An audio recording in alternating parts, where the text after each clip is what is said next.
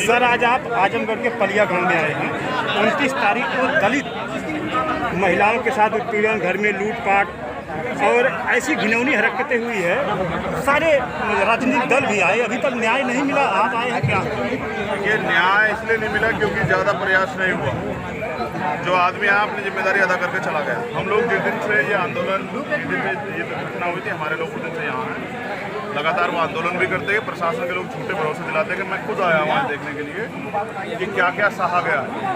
तो जो क्रूरता, जो नाइंसाफी यहाँ हुई है, शायद ही उत्तर प्रदेश में कहीं हुई।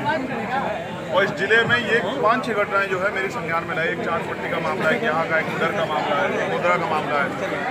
एक इससे पहले मैं आया था तो प्रधान सत्यमेव जयते की हत्या की गई। जो भी दलित वर्ग के लोग थोड़े से आगे बढ़ रहे हैं, उन पर सरकार के लोग और यहाँ के राजनीतिक लोगों का शिकंजा कसने का जो है प्रोग्राम चल रहा है। एक तरफ प्रधानमंत्री कहते हैं कि 2 गज दूरी, मास्क जरूरी, और वो ये भी कहते हैं कि प्रधानमंत्री आवास योजना चल रही है, सब लोग अपने अपने घरों में रहें। लेकिन यहाँ जिस तरह से हमारे घर तोड़ के और घर का सामान, गहने, पैसे, बहनों को मारपीट, उनके तनों से कपड़े छीन लिए गए, छोटे छोटे बच्चों के साथ मारपीट, अन्न में जो है कांच मिला दिया गया, आटे में जो है कोई केमिकल मिला दिया गया, ये क्या है? और ये भी बताया गया है कि कुछ लोगों को तो ये समझ के मारपीट छोड़ दिया गया। ये जो पूरा सिस्टम है, इससे पता लगता है कि प्रशासन के लोगों ने जानबूझ के षड्यंत्र के थ्रू इस परिवार के साथ क्रूरता की है। और न्याय दिलाने के लिए हमने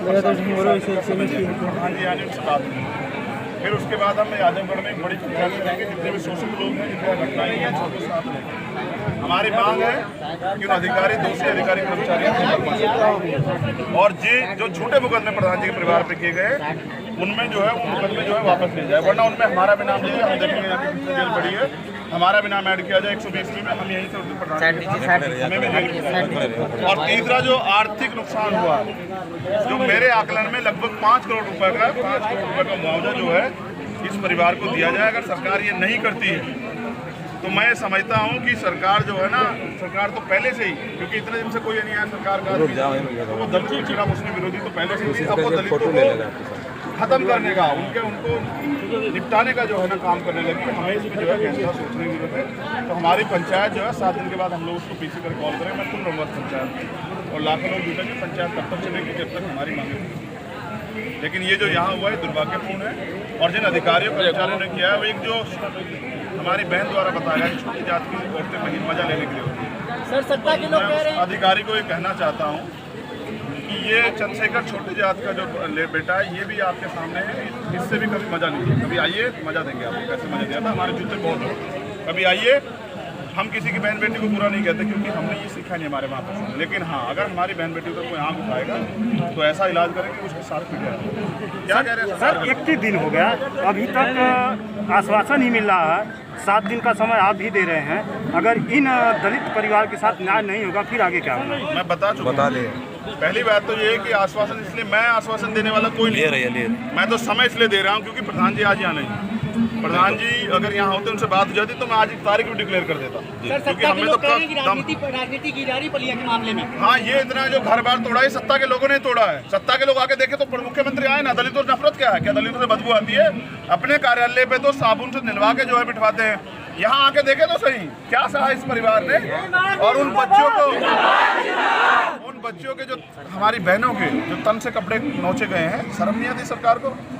ये बेटी बचाओ बेटी पढ़ाओ की बात करने वाले, एंटी रोमियोस कोड की बात करने वाले, ये पंचायत अध्यक्ष चुनाव में देखा, ब्लॉक प्रमुख के चुनाव देख किस तरह बहन बेटों का चीरण होता है। आज यहाँ देखिए पलिया में हमने जो सुना, हमारा अंदर तक जहन कांप गया। सरकार को याद रखना चाहिए, जाति लंबे समय तक सही नहीं जाती। जब सबका बांध टूटता है तो सैलाब आता है, और यहाँ बहुजनों का सैलाब आएगा। सरकार को पूरी चर्चा में इसलिए नहीं कि ये बहुत बड़ी पॉलिटिकल पावर है यहाँ पे, या चर्चा में इसलिए नहीं कि बहुत कुछ अच्छा हुआ है।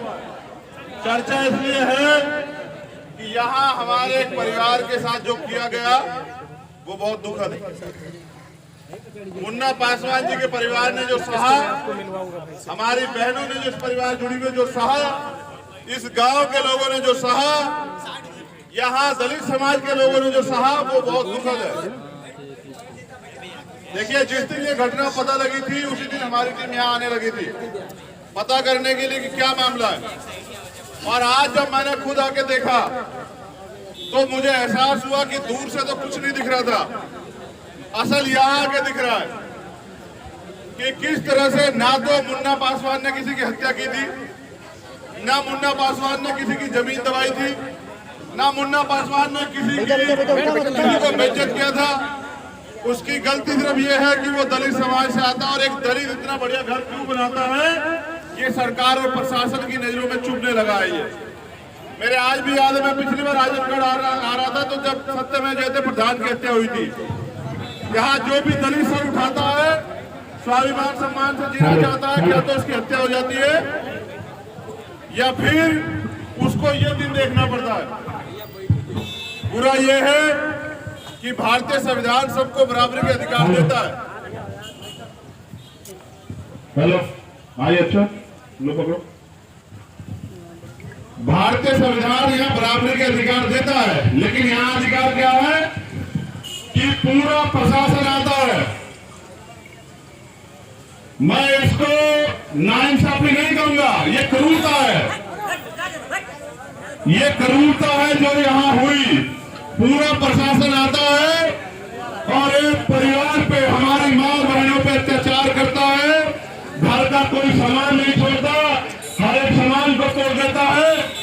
यहाँ हमारी बहनों के कपड़े जो है वो उनके तन से खींचे जाते हैं और यहाँ कहा जाता है कि छोटी जात की महिलाएं जो है वो मजा लेने के लिए होती है। अरे तुम्हें भी एक माँ ने जन्म दिया है, वैसी दरिंदो, ये जो सरकारी लूट तुमने यहाँ की है, तुम्हें तनख्वाह भी मिलती है। तुम कौन लोग थे? प्रशासन के थे, सरकार के लोग थे या प्रशासन के सरकारी गुंडे थे? तुम्हें ये करने का अधिकार किसने दिया? क्या तुम्हें लगता है कि हम लोग कमजोर हो गए हैं या तुम्हें लगता है कि दलितों को नोच लो, कोई जवाब नहीं देगा, उनका कोई, उनकी लड़ाई लड़ने वाला कोई नहीं है? नहीं, ये तुम्हारी गलतफहमी है।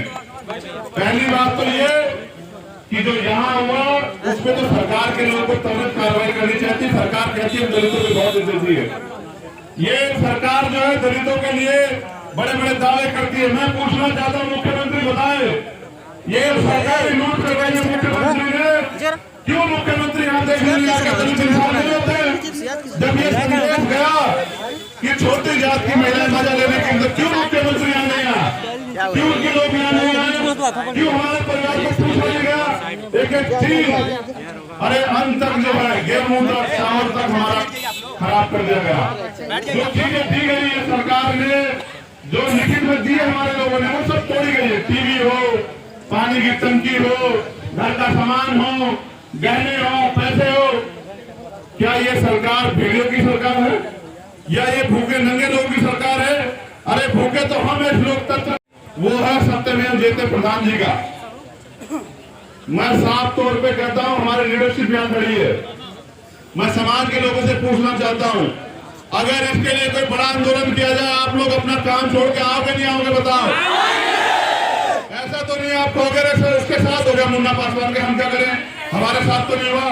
देखो, अन्याय के खिलाफ जब आवाज नहीं उठती तो अन्याय बढ़ता है। आज भाई मुन्ना पासवान के साथ है, कल किसी और के साथ होगा, क्योंकि ये तो नीति बना के बैठे हैं कि जो आवाज उठाए या जो आगे बढ़े, जो मेहनत करे उसको नचोड़ दो, उसको उसका विनाश कर दो, उसका नुकसान कर दो। तो हमने तय किया है कि समय तो हमारे लोग बहुत दे चुके। मुझे बताया गया कि प्रधान जी आ नहीं है, मैं प्रधान जी से वार्ता करके अगर उनसे हो जाती तो फैसला ले लेता तत्काल। प्रशासन के लोग यहाँ है, मैंने गाड़ियां देखी है, पुलिस के लोग यहाँ, लाइनों के लोग यहाँ। सुनो भाई, ये जो गुंडागर्दी तुम लोग कर रहे हो ना, ये गुंडागर्दी 6 महीने की है। 6 महीने बाद ये सरकार पलट जाएगी। ये गुंडागर्दी का सूद समेत हिसाब किया जाएगा, तुमसे याद रखना मेरी बात को। तुम ये जो अन्याय अत्याचार कर रहे हो ना, तुम्हारे भी परिवार है, क्या तुम्हें शर्म नहीं आती? क्या हम लोग कीड़े मकोड़े हैं? दलित समाज के लोग, पिछड़े वर्ग के लोग, मुसलमान लोग, क्या जो जनजाति हमारे हिस्से में है? अरे हम किसी का लूट के, किसी को बेवकूफ बना के नहीं आगे बढ़े हैं, मेहनत करके आगे बढ़े हैं। मेहनत करके, खेतों में काम करके, मेहनत मजदूरी करके अपना परिवार चलाते। गहने लूट के, छोटी छोटी बच्चों के कपड़े तुमने फाड़ दिए। अरे तुम पुलिस, तुम रक्षक हो, तुम तो भेड़िए से नहीं बुरे हो। तुम्हें किसने कहा तुम रक्षक हो? तनख्वाह हमारे पैसे की लेते हो और लूट हमारे घरों में करते रहे। शर्म नहीं आती तुम्हें? 7 दिन का